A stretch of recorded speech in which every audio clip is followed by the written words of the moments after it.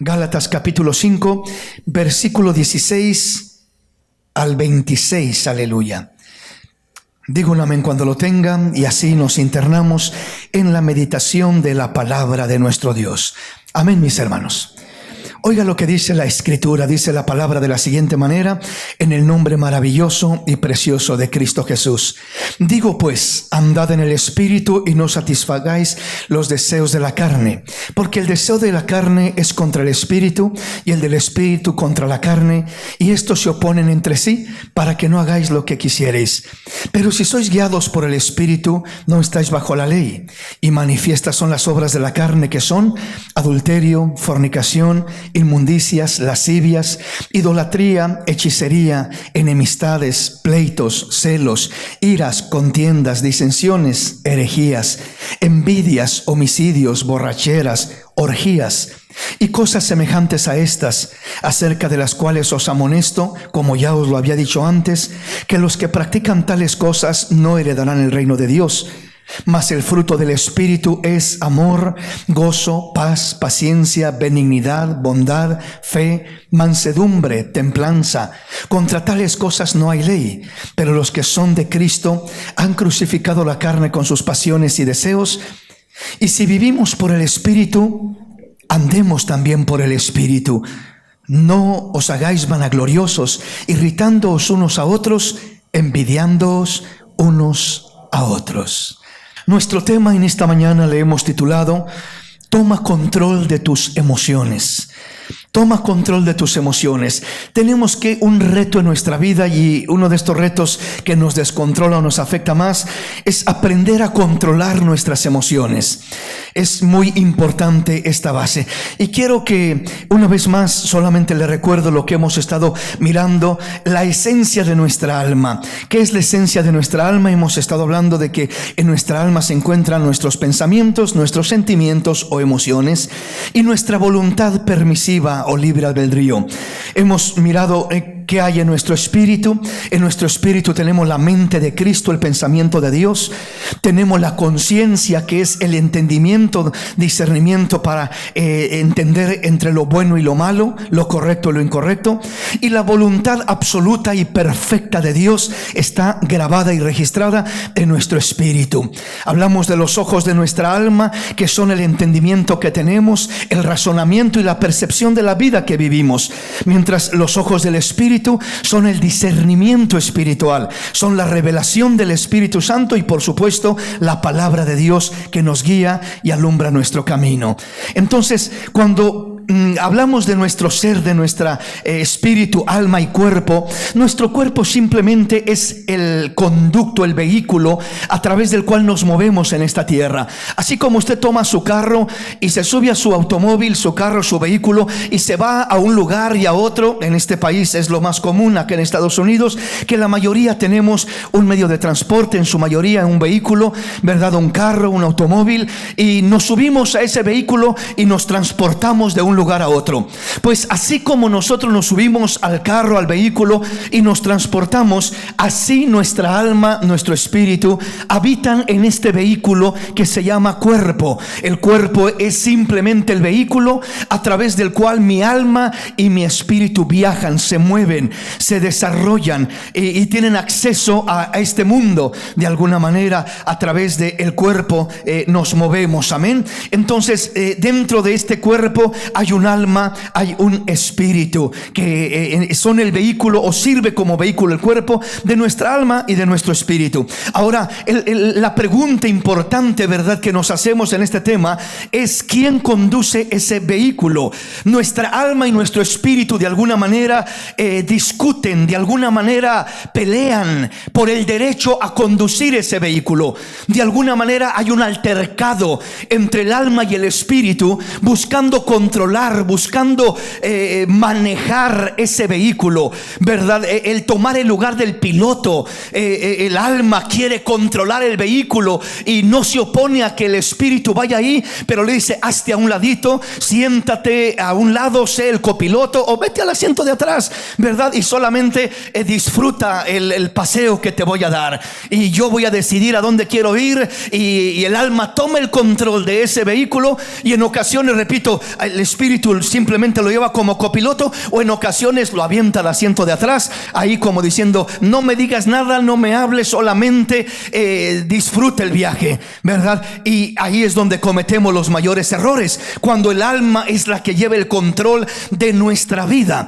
Entonces, cuando el espíritu lleva el control de nuestra vida, hay una diferencia muy grande. Y para que el espíritu tome control de nuestra vida, no lo puede hacer a la fuerza, no lo puede hacer forzosamente, obligadamente, porque de alguna manera el alma tiene que rendir el derecho libremente. Dios le dio a nuestra alma el libre albedrío, la voluntad propia para elegir, para decidir. Y el espíritu, aunque conoce la perfecta voluntad, aunque tiene la mente de Cristo registrada en él, aunque tiene la conciencia y el entendimiento para distinguir entre lo correcto y lo incorrecto de una manera especial y sin equivocación, sin embargo respeta siempre la decisión del alma, porque al alma es a la que se le entregó, a quien se le concedió el derecho, la libertad de elegir, de decidir lo que haya de ser. Por eso el hombre decide matar, decide robar, decide asesinar, decide hacer lo malo. Y alguien dice: ¿y por qué Dios permite eso? ¿Y por qué Dios no hace nada? ¿Y por qué tanta injusticia? ¿Y por qué tanta maldad? Y si Dios es tan poderoso, ¿por qué no detiene toda esa maldad? Porque el Dios detener esa maldad tendría que intervenir con algo muy sagrado delante de Dios, que se llama libre albedrío, que se llama voluntad propia, que le dio al hombre, que le dio al alma del hombre.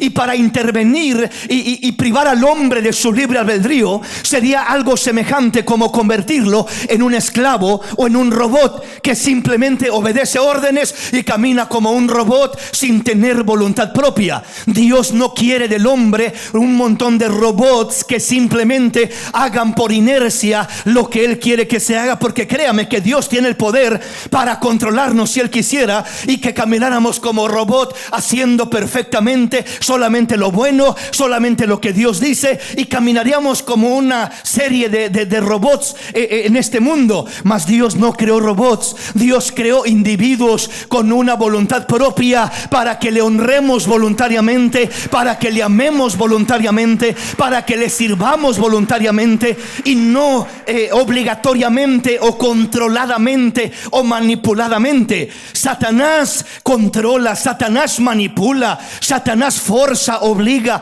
Él sí hace todo eso, pero Dios no hace nada de eso. Satanás dice que es el ladrón que vino a robar, a matar y a destruir, pero Dios, Él es el que vino a darnos vida, y vida en abundancia, para la gloria de su nombre. Pero esa vida solo la podemos recibir cuando voluntariamente rendimos nuestra alma al control del Espíritu, para que pueda Dios llevarnos a esa perfecta voluntad, para que Dios pueda revelar y de alguna manera impregnar en nuestra alma lo que ya hay en el Espíritu. Ese es el anhelo del Espíritu, impregnar en nuestra alma lo que ya está en el Espíritu. ¿Qué es lo que ya está impregnado en el Espíritu? La mente de Cristo. ¿Qué es ya lo que ya está impregnado en el Espíritu?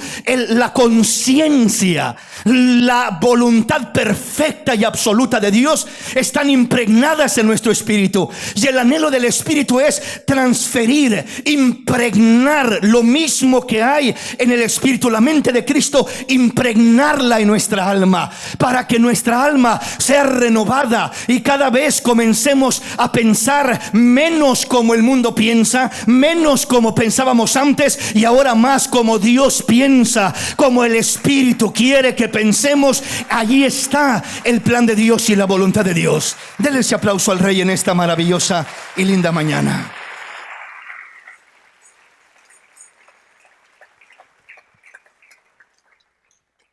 Entonces, cuando la palabra de Dios dice en Gálatas 5, 16 y 17, sobre todo, son los versículos principales que vamos a tomar para avanzar en nuestro tema. Dice: digo pues, andad en el Espíritu y no satisfagáis los deseos de la carne, porque el deseo de la carne es contra el Espíritu, y el del Espíritu contra la carne, y estos se oponen entre sí para que no hagáis lo que queráis. O sea, nos habla de una lucha, de una rivalidad entre los deseos de la carne y los deseos del espíritu. Porque el deseo de la carne es contra el espíritu, y el del espíritu, el deseo del espíritu es contra la carne, y estos se oponen entre sí para que no hagáis lo que quisierais. Entonces nos está hablando de esos deseos que brotan de la carne. Cuando habla aquí de la carne, no está refiriéndose al cuerpo físico, sino que está refiriéndose al alma, a las pasiones que hay en el alma, a las emociones, a los deseos que hay en el alma. Ya lo vamos a ir mirando a través de la palabra. Entonces esos deseos carnales están en nuestra alma, se encuentran en nuestra alma, y allí es donde el espíritu, el deseo del espíritu es contra el deseo de la carne, es contra el deseo del alma.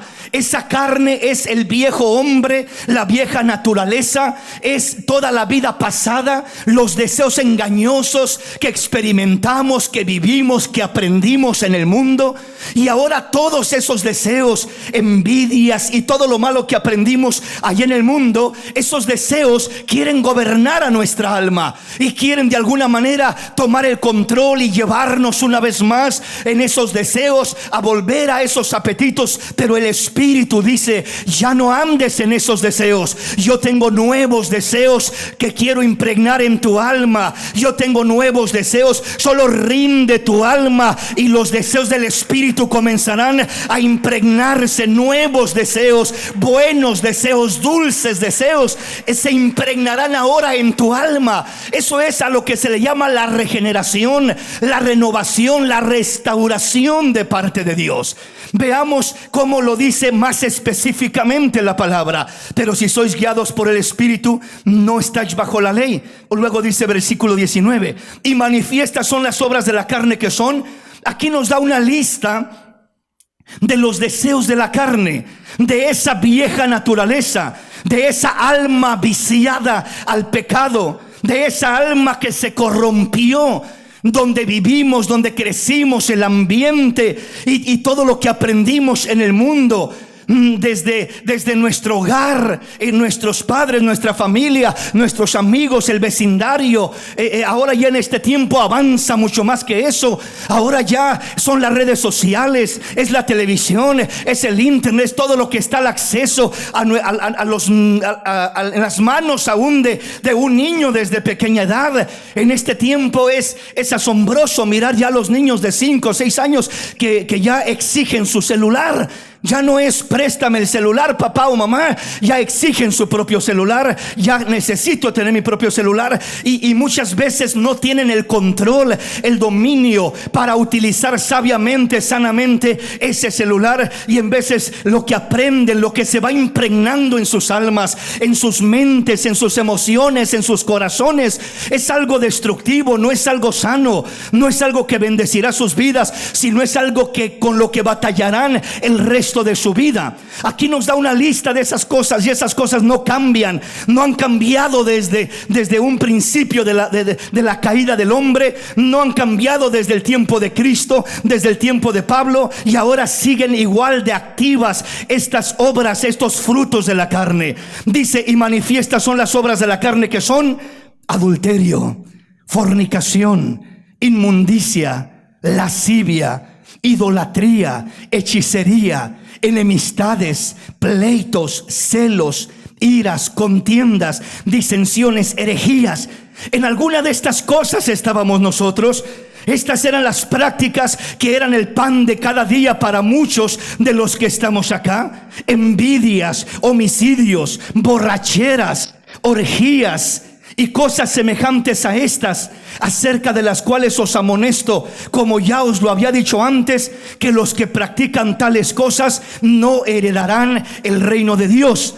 Entonces estas obras de la carne, estos frutos de la carne, son lo que ha brotado de nuestra alma como resultado primeramente del pecado que ya traemos allá en nuestro ser, como dijo David en el Salmo 51:5, cuando dice: en pecado he sido formado y en pecado me concibió mi madre. O sea, dos cosas influyen en todas estas obras de la carne: en que en pecado soy formado, en pecado pecado soy engendrado. ¿Por qué? Porque ya todos traemos esa naturaleza pecaminosa desde Adán y Eva, y ya somos engendrados en pecado. Y no solamente que somos engendrados ya con la semilla del pecado en nuestra alma, sino que cultivamos esa semilla, como dice: en pecado me concibió mi madre y en pecado he sido formado. La semilla del pecado se va cultivando a través de la formación, o yo diría la deformación, porque en vez de ir formándose, se va deformando el niño. O sea, el niño chiquito es más inocente, es más puro, es más limpio, es más sano en todo sentido de su alma, de su mente, de su corazoncito. Hay inocencia, hay pureza. Aquel niño está más limpio, pero como va creciendo, el pobrecito se va degenerando, se va contaminando, se va contagiando, se va corrompiendo su pensamiento, su mentalidad. Palabras que comienza a oír desde el kinder, otros niños groseros, malcriados, que ya dicen palabrotas terribles desde el kinder. Oiga, no digamos la primaria, no digamos la secundaria, la junior high, la high school.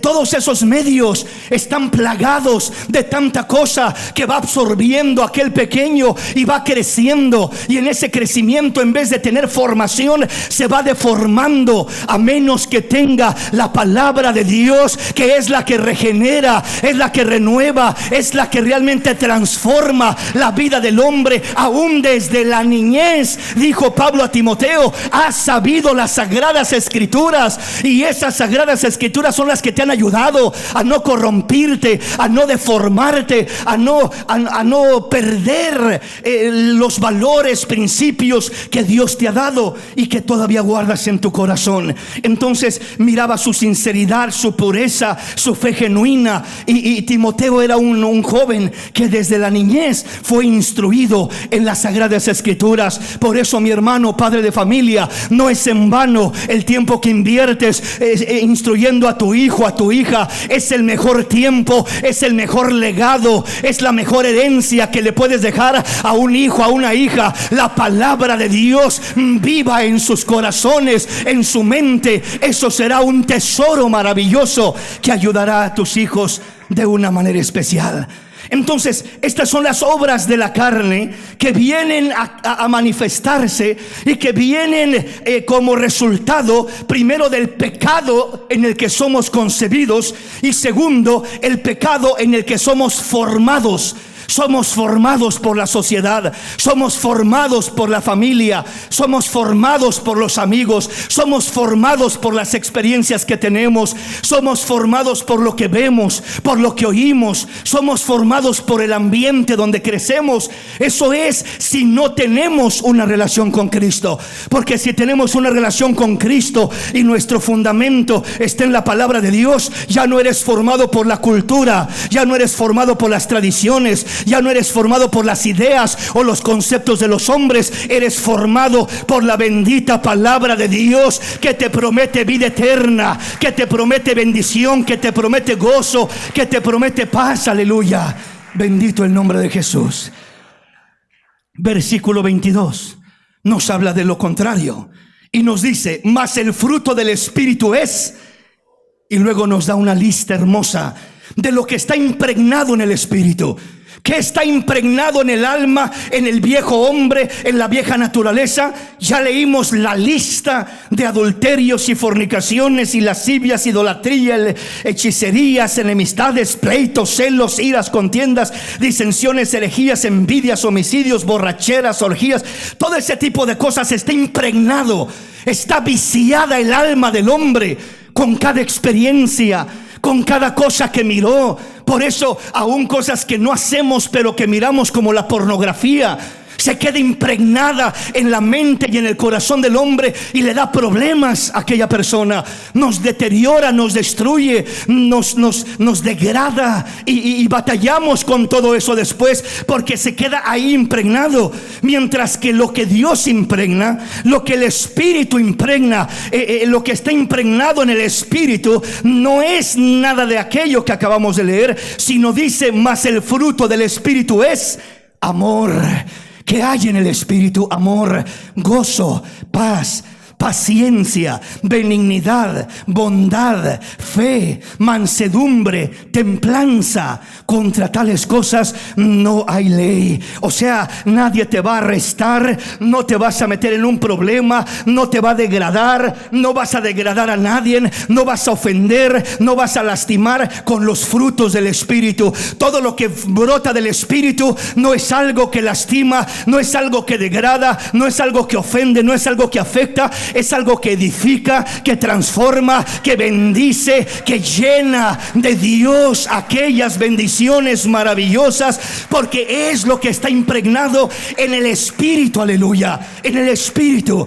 Entre más andas en el Espíritu, brotará más en ti y de ti el amor, el gozo, la paz, la paciencia, la bondad, la benignidad, la fe, la mansedumbre, la templanza. Entre más andas en la carne, brotará más de ti, en ti la lascivia, la lujuria, el adulterio, la fornicación, la mentira, el engaño, la idolatría, la ira, la contienda, la disensión, etcétera, etcétera, etcétera.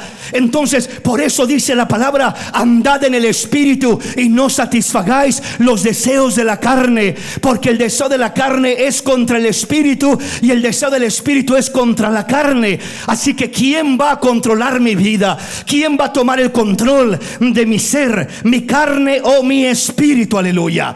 Entonces veámoslo de esta manera y vamos avanzando en nuestro tema. En nuestra alma aún tenemos esa antigua naturaleza llamada carne, que es la experiencia pecaminosa, la experiencia con el mundo, la experiencia con lo desordenado, desenfrenado, con todo lo opuesto a la voluntad de Dios, que este mundo nos enseñó, que este mundo nos dio acceso a aquello.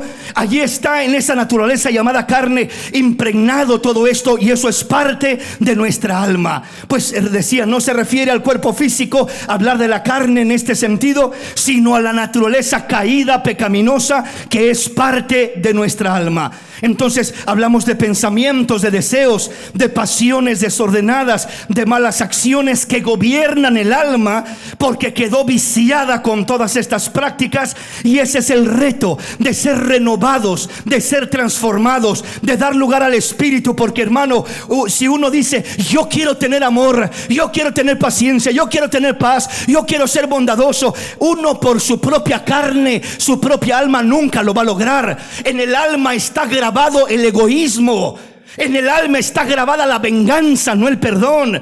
En el alma está grabado el odio, no el amor. En el alma está grabado lo malo, no lo bueno, porque es lo que vivimos, es de donde venimos.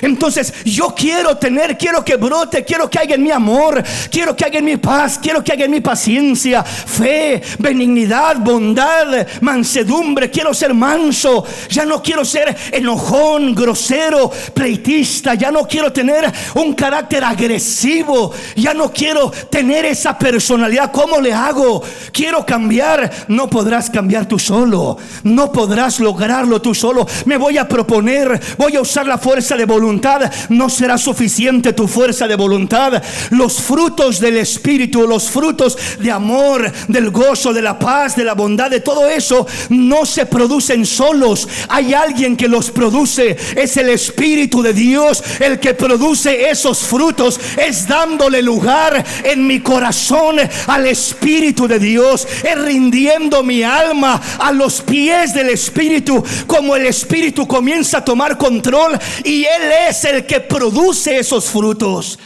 ¿Sí me explico? Imagínese usted una higuera esforzándose por tratar de dar naranjas y diciendo: voy a tener que, este año que viene doy naranjas, y hace la fuerza para que brote una naranja de ella. ¿Brotará una naranja de las higueras? Nunca. Pero ¿qué tal los higos? Los higos no se esfuerza la higuera, solitos le brotan por un lado y por otro, y ahí está llena la higuera de higos. ¿Por qué razón? Porque esa es la naturaleza de la higuera.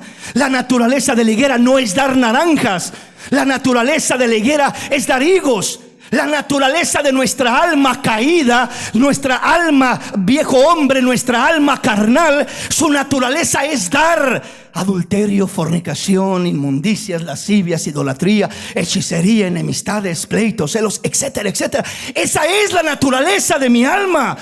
¿Cómo voy a poder dar el fruto del amor, de la paciencia, de la paz, de la armonía, del gozo, de la fe, de la bondad? ¿Cómo voy a poder brotar o hacer que brote ese fruto si mi naturaleza, lo único que sabe dar por naturaleza, es el fruto amargo del pecado? El fruto amargo del pecado. Entonces, ¿cómo puede ahora haber un cambio, un fruto diferente? Nunca será, porque tu alma lleva el control, porque tus emociones, pasiones lleven el control. Será al momento que tu alma se rinda a la perfecta voluntad del Espíritu de Dios, y será el Espíritu el que producirá en tu alma, en tu vida, el fruto dulce del amor, el fruto dulce de la paz, el fruto dulce del gozo, el fruto dulce de la paciencia, el fruto dulce de la fe, de la mansedumbre, de la templanza. Será el Espíritu de Dios, porque la naturaleza del Espíritu, eso es lo que produce. ¿Sí me explico? Por eso el Señor Jesús dijo: no se pueden recoger uvas en los espinos. Las zarzas no van a dar uvas, porque el árbol por sus frutos se conoce. Entonces, cada árbol da el fruto de acuerdo a su naturaleza. La naturaleza del alma, repito, por naturaleza es pecaminosa, es carnal, y el fruto que tiende a dar es el fruto carnal, malos, desabrido, agrio, amargo, destructivo. Pero el fruto del Espíritu es dulce, es maravilloso. Lo comes, lo saboreas, lo disfrutas, lo gozas, lo aprovechas, te nutre, te cambia, te transforma, te bendice, te edifica. Ese es el fruto del Espíritu.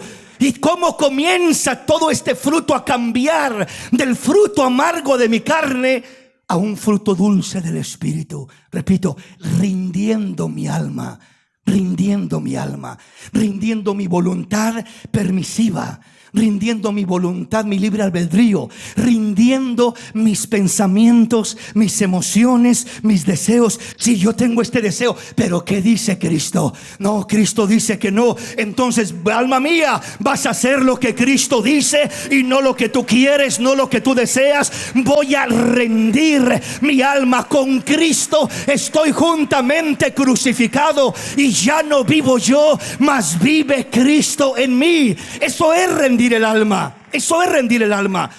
No piense que cuando Pablo dice: con Cristo estoy juntamente crucificado y ya no vivo yo, mas vive Cristo en mí. No piense que Pablo no tenía impulsos de su alma a hacer ciertas cosas que no estaban en la voluntad de Dios.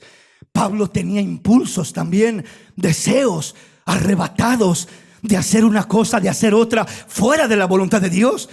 Porque él lo dice en Romanos 7: encuentro una ley en mi carne, que encuentro que lo bueno que quiero hacer, en veces no lo hago, y lo malo que no quiero hacer, eso termino haciendo. Me siento vendido al pecado. Me siento como un esclavo del pecado. Miserable de mí, dice Pablo. Pero gracias doy a Dios por Cristo Jesús, Señor nuestro, que me ha libertado de la ley del pecado y me ha dado la capacidad de dar el fruto dulce del Espíritu de Dios. Pero cuando habla con Cristo estoy juntamente crucificado. Crucificar, ¿qué está crucificado con Cristo? ¿El cuerpo? No, él no estaba crucificado en su cuerpo, él andaba caminando libremente. ¿Que estaba crucificado su espíritu? No, su alma, sus deseos carnales, sus deseos pecaminosos. Dice: yo elijo clavarlos en la cruz con Cristo. ¿Ser crucificado es algo dulce? ¿Es algo agradable? No, es algo doloroso. Es algo desagradable, es algo negativo, es algo que a nadie nos gusta. Ser crucificado ir a la cruz, clavar, ¿verdad? Aquella pasión, aquel deseo. Ay, tengo un deseo de hacer aquello, pero Señor, yo quiero estar crucificado contigo en mi carne, en mis pasiones, en mis deseos que no te agradan. Los voy a clavar en la cruz y no los voy a dejar accionar, no los voy a dejar mover mi vida, no los voy a dejar controlar mi alma, no los voy a dejar decidir por mí, no los voy a dejar sentarse como el piloto de este vehículo que estoy moviendo en este mundo. No voy a permitirlo. Voy a clavar, crucificar esos deseos. Ese es el reto que tenemos. De esa manera se rinde el alma al Espíritu y se le da el control de nuestra vida al Espíritu de Dios. No puedes darle el control al Espíritu de Dios si no rindes tu alma, si no crucificas tus deseos carnales, tus deseos pecaminosos, tus deseos que van fuera de la voluntad de Dios. No puedes hacer la voluntad de Dios y hacer la voluntad del mundo y del pecado al mismo tiempo. Entonces quiero que el Espíritu reine, quiero que el Espíritu gobierne, quiero que el Espíritu produzca frutos dulces en mi vida. Solamente lo voy a lograr cuando clavo el alma, cuando clavo la naturaleza carnal, cuando clavo los deseos carnales, los pensamientos incorrectos, las pasiones incorrectas, las clavo en la cruz. Y entonces digo, esas pasiones están clavadas y ahora, Señor, te entrego el lugar, te rindo el derecho, te entrego mi voluntad. Sé tú quien decide, sé tú quien sea glorificado, sé tú quien reine, sé tú quien gobierne, sé tú quien conduzca mi vida a través de este mundo. En medio de pruebas, en medio de tentaciones, en medio de luchas, en medio de diferentes situaciones, es cuando más necesitamos rendir el control y el derecho de nuestra alma al Espíritu. De otra manera es cuando más corremos el riesgo de fracasar, de equivocarnos, de ser movidos por impulsos, por enojos, por emociones, por toda clase de cosas que nos llevan arrebatadamente a hacer lo incorrecto, a tomar decisiones erradas, a cometer actos impulsivos, porque estaba enojado en ese momento y me dejé llevar por el enojo y no controlé mis emociones y me impulsé a gritar, a ofender, a maltratar. En mi mente le di cabida a un pensamiento y no lo clavé en la cruz, no lo detuve, lo alimenté, lo dejé que anidara, lo dejé que creciera hasta que va gobernando mi mente y se convierte en una fortaleza terrible, que ahora batallo con aquello, que ahora me da problemas mentales y problemas emocionales. Todo eso dice la palabra, que las armas de nuestra milicia son poderosas en Dios para destruir fortalezas del enemigo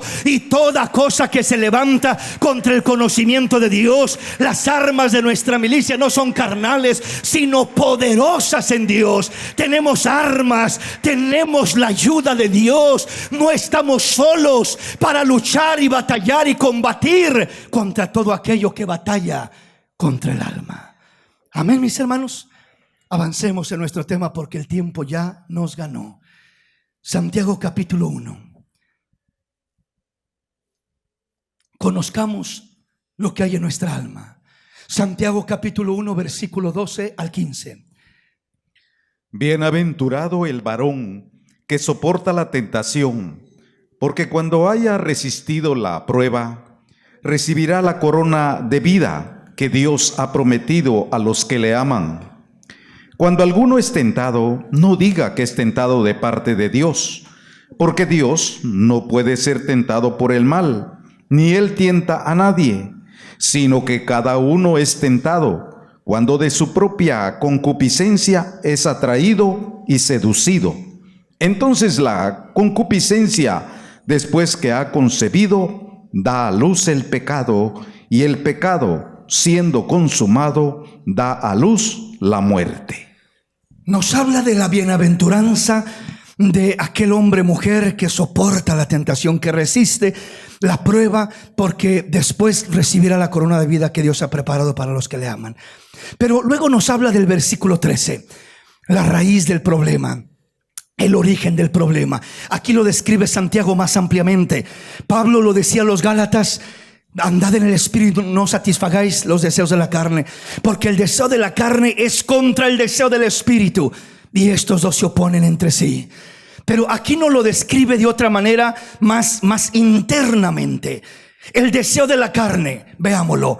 Versículo 13: cuando alguno es tentado, no diga que es tentado de parte de Dios, porque Dios no puede ser tentado por el mal, ni Él tienta a nadie, sino que cada uno es tentado cuando de su propia concupiscencia es atraído y seducido.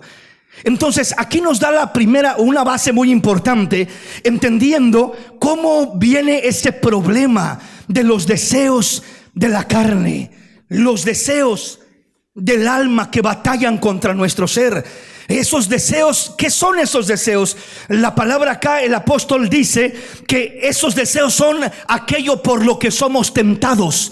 Somos tentados por los deseos carnales. Somos tentados, sí, por el adulterio, por la fornicación, por la lascivia, por la pornografía, por la lujuria, por la idolatría. Somos tentados por el enojo, somos tentados por los celos, somos tentados por toda la lista que ya leímos. Pero la base que causa esa tentación, que abre esa puerta a la tentación, aquí nos dice que no es Dios.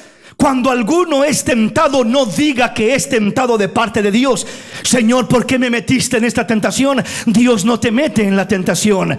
Dios te guarda en la tentación, y de la tentación te protege y te conduce lejos de la tentación, fuera de la tentación. Él te da una salida. Dice la palabra que Él no nos dejará ser tentados más de lo que podamos soportar o resistir, sino que nos da juntamente con la prueba una salida para glorificar al Señor. Él es fiel, Él cuida de nosotros, Él nos ofrece salidas de toda tentación, de todo peligro, de todo problema, de toda acechanza. Él nos ofrece una salida.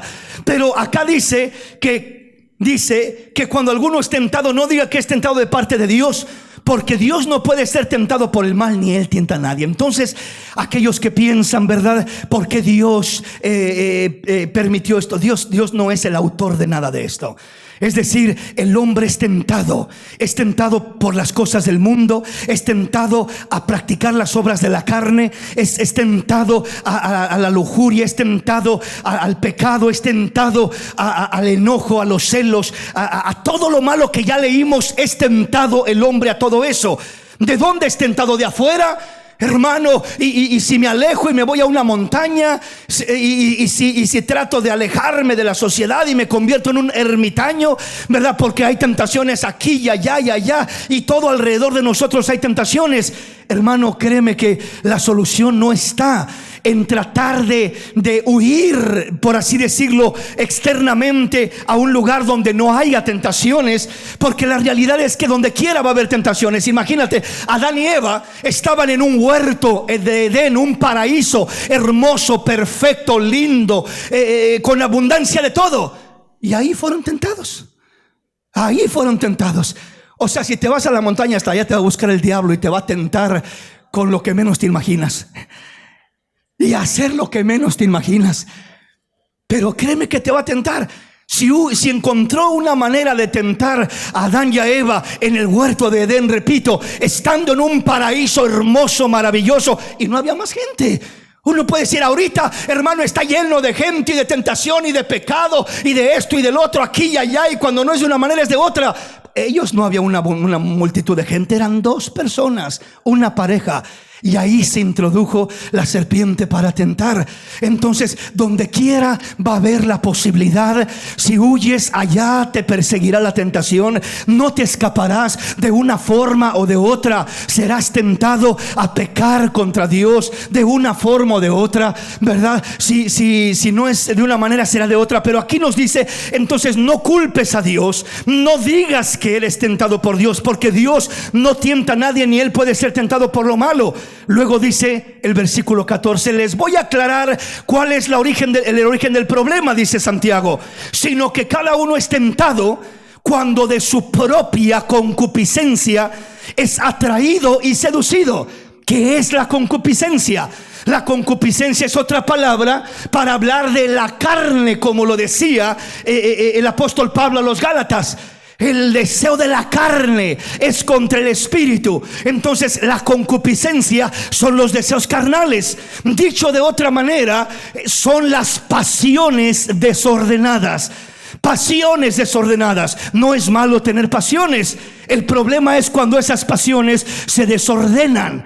O sea, por ejemplo, Dios puso en el hombre la atracción hacia la mujer, hacia el sexo opuesto. Ese es el orden de Dios, genuino y natural. Dios puso en la mujer la atracción al hombre, es decir, el sexo opuesto. Ese es el orden natural.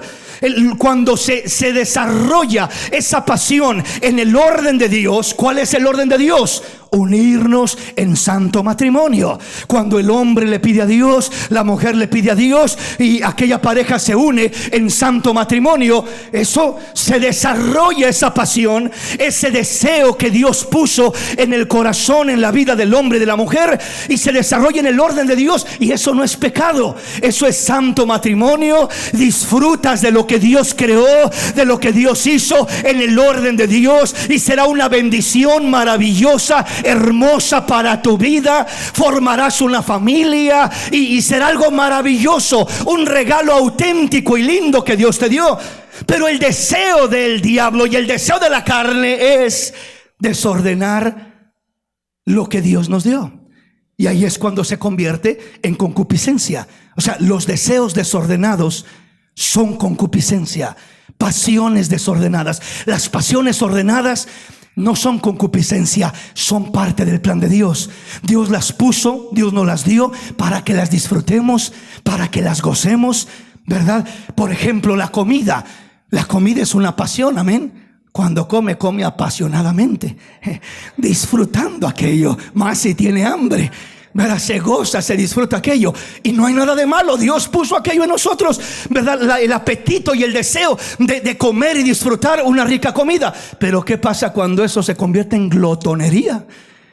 Y ya no vive, ya no come para vivir, ahora vive para comer. Y toda su vida está basada en pensar en comer y en comer y en comer. Y usted vive para comer. Eso es glotonería y pecado, porque aquello tiene control de tu vida. Entonces ese es un deseo desordenado. Parecen deseos sanos, ¿qué tiene de malo? Son deseos desordenados. Por eso te digo, si el diablo no te tienta por un lado, te va a tentar por otro lado. Si no busca manipularte de una manera, te va a manipular de otra manera. Entonces el deseo ordenado de Dios es: hijo, disfruta la comida, saboréala, te di esa pasión, ese apetito, esa hambre para que goces y disfrutes la comida que comes, ¿verdad? Pero come con límites, come para vivir. No vivas para comer. Que aquello no se convierta en glotonería, porque la glotonería es un pecado. El descanso, hermano, se disfruta el descanso después de un día de fuerte trabajo. Después de un día de una labor, de hacer tus quehaceres y de ocuparte en cosas saludables, vas a descansar y te disfrutas el descanso. Y te acuestas y dices: en paz me acostaré, así mismo dormiré, porque solo tú, Señor, me haces vivir confiado, seguro, alegre. Y te acuestas y duermes como un bebé. Y te levantas y te despiertas relajado, descansado, a gusto, contento, porque el descanso es un deleite. Dios nos lo dio para disfrutarlo. Pero ¿qué pasa cuando el descanso se hace en exceso? El descanso se convierte en pereza. Y la pereza es destructiva. La pereza es un pecado. La pereza no es sana. La pereza nos priva, nos limita, nos afecta, nos estorba. Y parece la misma cosa. Ay, hermano, yo solamente estoy descansando un poquito extra para el momento que lo necesite. Pero repito, es sí tener cuidado de no confundir el descanso saludable, el descanso ordenado, con lo que es la pereza, que es un desorden en nuestra vida.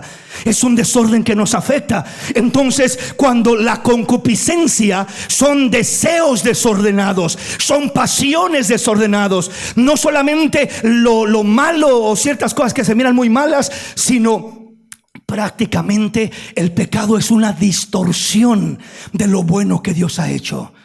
El pecado es una distorsión de todo lo bueno que Dios ha hecho. O sea, Dios, todo lo que Él hizo, dice que miraba para atrás después de hacer las cosas el día primero, y luego hacía el día segundo y miraba para atrás, y luego el día tercero hacía y miraba para atrás, y el cuarto día hacía y miraba para atrás, y cada día que hacía algo y miraba para atrás, terminaba Dios diciendo: y vio Dios que era bueno en gran manera lo que Él hacía. Lo que Dios hace es bueno, lo que Dios hace es lindo, lo que Dios hace es maravilloso. Dios no se equivoca, Dios no comete errores, Dios es fiel, Dios es bueno. Y Él no se equivoca. Entonces todo lo que Dios hace es bueno, es hermoso. Y miró Dios que era bueno, y era bueno lo que Él hacía. Entonces lo que Él hizo, repito, el descanso es bueno, el sexo es bueno dentro del matrimonio, la unión de una pareja es hermosa. Pero todo lo que es distorsión del plan de Dios, del orden de Dios, es pecado, es una distorsión, es un desorden. Quiere que experimentes lo bueno que Dios hizo desordenadamente. Cuando comienzas a querer experimentar o disfrutar lo que Dios hizo, pero en un desorden, eso es pecado. Esos son los deseos de la carne. Esa es la concupiscencia que te va a arrastrar a lo malo, porque dice: cada uno es tentado cuando de su propia concupiscencia, cuando tus deseos se desordenan, hermano. Y créame que los deseos de todos estamos expuestos a que se desordenen. El único que puede ordenar nuestros deseos es Dios, es el Espíritu de Dios, es la palabra de Dios, es el único que nos puede ordenar. Ordena nuestros deseos cuando le damos lugar en nuestra vida. Entonces dice que cada uno de su propia concupiscencia es atraído y seducido. Entonces la concupiscencia, los deseos desordenados, las pasiones desordenadas, dice, después que ha concebido, da a luz el pecado. O sea, va en un desarrollo, comienza como un desorden emocional, un desorden de deseos, y avanza de ser simplemente un deseo a ser un pecado. Da a luz el pecado, y el pecado, siendo consumado, da a luz la muerte. Mueres espiritualmente, te aparta de Dios el pecado. Muerte espiritual en este caso significa apartados de Dios. El pecado hace una división entre Dios y el hombre, y ahora estás dividido de Dios, estás separado de Dios. Ya no estás junto con Dios, ya no tienes comunión con Dios, ya no brotan los deseos de Dios, ya no brota el amor, la paz, la paciencia, el gozo, ya no brotan esos frutos hermosos. Brota ahora el deseo de la carne, brota ahora la concupiscencia, brota ahora todo aquello negativo. Y entonces ahí es cuando comienzan como concupiscencia deseos desordenados, pasiones desordenadas, y de ahí avanza a convertirse en un pecado, y de ahí avanza a causar la muerte espiritual, que es la separación de Dios y del hombre. No queremos llegar a ese lugar, no debemos de llegar a ese lugar. El Señor nos invita a ser restaurados y a ser bendecidos. Le termino con esta escritura porque el tiempo ya nos avanzó. Ahí mismo, Santiago capítulo 4. Reconfirmamos lo que estamos leyendo. Santiago capítulo 4, versículo 1 al 4. ¿De dónde vienen las guerras y los pleitos entre vosotros? ¿No es de vuestras pasiones las cuales combaten en vuestros miembros? Codiciáis y no tenéis, matáis y ardéis de envidia, y no podéis alcanzar. Combatís y lucháis, pero no tenéis lo que deseáis, porque no pedís. Pedís y no recibís, porque pedís mal, para gastar en vuestros deleites. Oh almas adúlteras, ¿no sabéis que la amistad del mundo es enemistad contra Dios? Cualquiera pues que quiera ser amigo del mundo se constituye enemigo de Dios.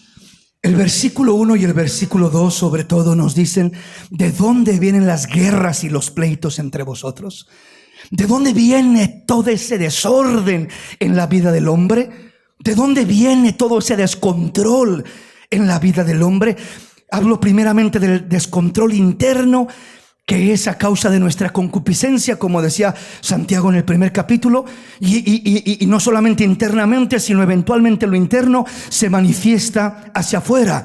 Y dice: ¿y de dónde vienen las guerras y los pleitos entre vosotros? ¿No es de vuestras pasiones? ¿Qué pasiones? Las pasiones desordenadas, la concupiscencia que quiere gobernar nuestra alma. Dice: las cuales combaten en vuestros miembros. Batallamos con aquello. Nos incomodan, nos inquietan, nos perturban, nos provocan, nos impulsan a hacer lo incorrecto. Pasiones desordenadas, deseos, malos deseos de la carne, concupiscencia. Todo esto es el origen del problema del hombre, y el único que lo puede ordenar, repito, es el Espíritu de Dios, cuando el hombre está dispuesto a rendir esas cosas con las que le da batalla, con las que pelea, las que producen una guerra, primero en su interior y después en su exterior. Por eso habla de dónde vienen las guerras y los pleitos entre vosotros. La primera guerra y pleito comienza en tu interior, y después, cuando controla tu interior, se manifiesta tu exterior. Entonces el episodio de batalla, de guerra, de conflicto es en nuestro ser interior. Las pasiones desordenadas, la concupiscencia, los malos deseos, los deseos de la carne, que son una misma cosa, vienen a pelear, a batallar contra nuestra alma, queriendo controlarla, seducirla, manipularla, para llevarla y hacer lo que quieren, saciarse y satisfacerse de lo que este mundo les ofrece. Luego dice el versículo 2: codiciáis y no tenéis, matáis y ardéis de envidia y no podéis alcanzar, combatís y lucháis porque no tenéis lo que deseáis, porque no pedís. Entonces nos habla de todo aquel conflicto interno con el que batalla el hombre. Pides y no recibes porque pides mal, para gastar en tus deleites. ¿En qué deleites? Los deseos de tu carne, la concupiscencia de tu alma, las pasiones desordenadas. Pides y no recibes porque pides mal, para gastar en vuestros deleites. Esos deleites es otra expresión de concupiscencia, de deseos de la carne, de pasiones desordenadas. Entonces dice, cuando quieres deleitarte de esa manera, no vas a recibir de Dios, y vas a terminar confundido y estorbado, y vas a terminar, como dice el versículo 4, oh almas adúlteras. ¿A quién le está hablando de todo este problema? Al alma. Oh almas adúlteras. Comienza describiendo el problema del hombre y termina reafirmando: oh almas adúlteras. El problema reside en el alma. El problema del hombre está en el alma. Su contaminación, su degradación, su depravación está en el alma. Oh almas adúlteras, ¿no sabéis que la amistad del mundo es enemistad contra Dios? Cualquiera pues que quiera ser amigo del mundo, del pecado, de la maldad, se constituye enemigo de Dios. El alma es la que peca. El alma es la que adultera. El alma es la que traiciona a Dios. Por eso le llama alma adúltera, porque traiciona a Dios. ¿Cómo se siente una mujer cuando su esposo se va con otra? Se siente traicionada. Adulteró a aquel hombre, me traicionó. ¿Cómo se siente un hombre cuando la mujer se va con otro hombre? Traicionada. O el hombre traicionado, ¿verdad? ¿Por qué? Porque su mujer le está siendo infiel con otro hombre. Está queriendo saciar sus deseos, sus pasiones con otro hombre, con otra mujer, y no con el compañero, el cónyuge que Dios le ha dado. Ese es un adulterio físico, matrimonial. Pero acá en este caso no nos habla de un adulterio físico donde el hombre se fue con otra mujer o la mujer se fue con otro hombre. Nos habla cuando el alma se va con un amante, el amante del pecado, el amante del placer, el amante de la pasión, el amante de la concupiscencia, el amante de aquella pasión desordenada. Sea de la forma que sea o en el aspecto que sea, aquella infidelidad. está traicionando el corazón de Dios, está traicionando la voluntad de Dios, está traicionando la fidelidad de Dios. Dios dice: yo te he sido fiel, yo te he amado hasta la muerte, yo te he dado todo, yo he tenido cuidado de ti. ¿Por qué me traicionas? ¿Por qué me abandonas? ¿Por qué adulteras yéndote tras amantes y dejándome a mí? ¿No te basto yo? ¿No encuentras en mí suficiente amor, suficiente fidelidad, suficiente provisión, bendición de todo tipo y de toda clase? Hermano, nunca encontraremos a alguien como nuestro Dios en ningún amante del mundo, en el amante del placer o del pecado, en el amante de la pasión desordenada, en el amante de las atracciones del mundo. Nunca encontraremos algo real como Dios nos lo ofrece.